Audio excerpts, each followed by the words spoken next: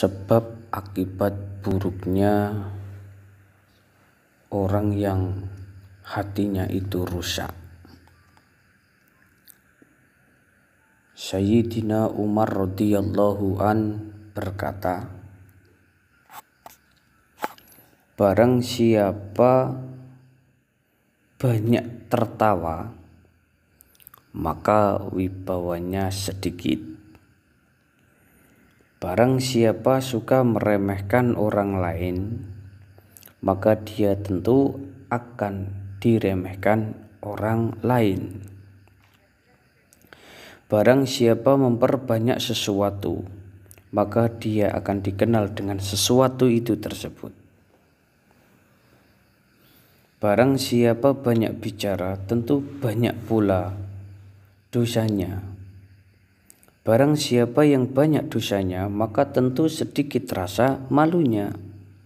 Barang siapa sedikit malunya, maka sedikit pula sifat wirainya. Dan barang siapa sedikit wirainya, maka hatinya akan mati. Ini 7 sebab akibat buruknya. Ini yang pertama. Orang yang banyak tertawa, maka hilang wibawanya dan orang lain ini tidak bisa menghormatinya. Abu Dar Al-Ghifari berkata, qala Rasulullah sallallahu alaihi wasallam, iyyaka wa kasratad dahki fa innahu yumitul qalba wa yadhabu binuril wajhi. Jauhilah olehmu banyak tertawa, sebab sesungguhnya banyak tertawa itu dapat mematikan hati dan bisa menghilangkan wibawamu. Hadis riwayat Abu Dar.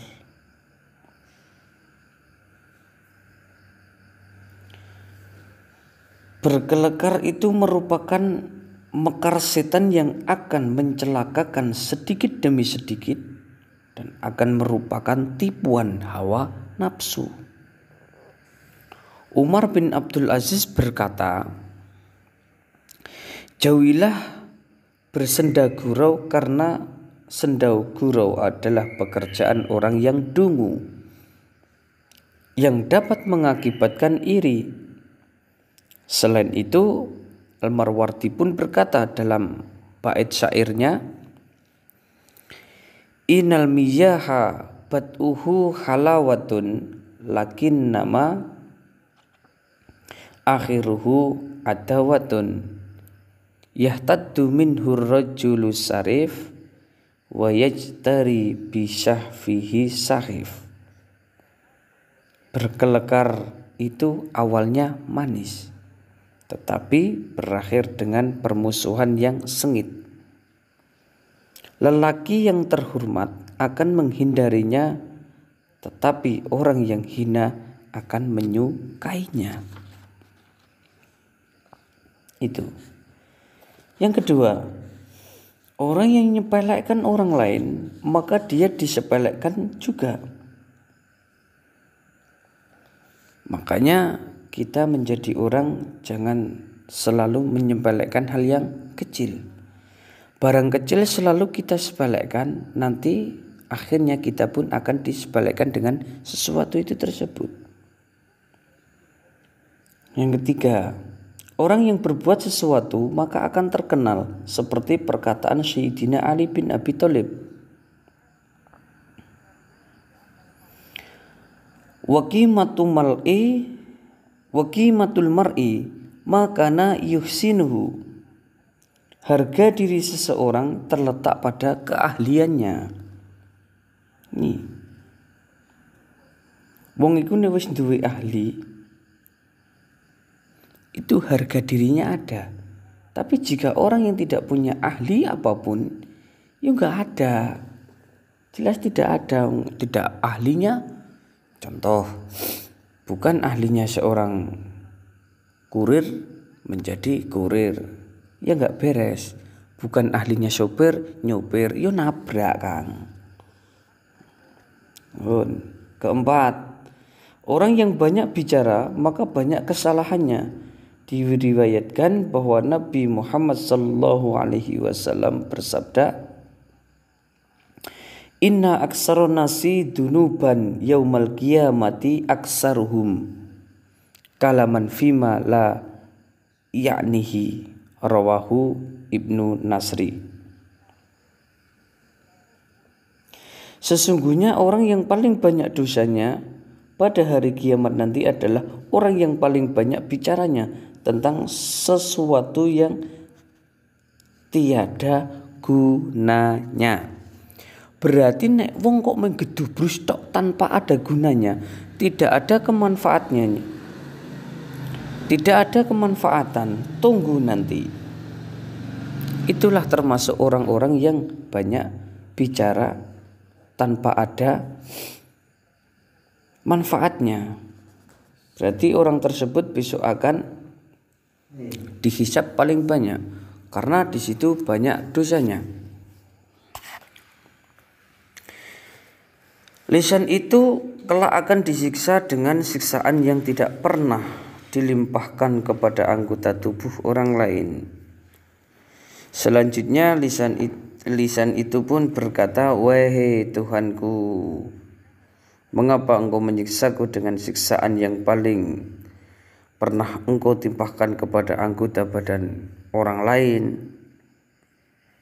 Maka dikatakan kepadanya, karena telah keluar darimu ucapan yang bisa menggemparkan dunia di timur dan juga dunia di bagian barat, yang menyebabkan ditumpahkannya sarah secara haram, dirampasnya harta secara haram, dan digaulinya farji secara haram.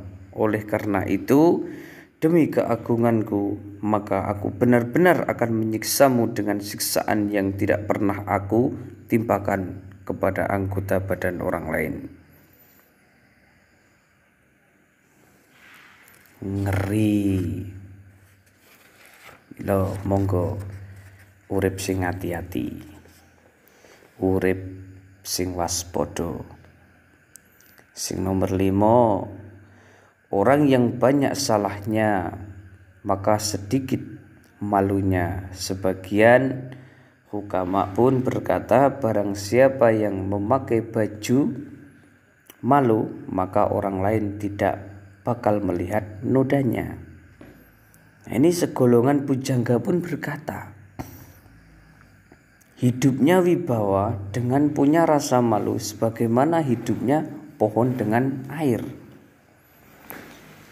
Saleh bin Abdul Qudus mendendangkan syairnya dalam Bahar Tawil sebagai berikut. Bila air muka berkurang rasa malunya.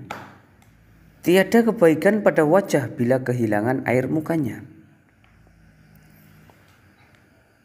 Peliharalah rasa malumu, karena tiada lain perbuatan yang mulia itu hanya dilihat dari rasa malunya. Ini Bahar Tawil namanya.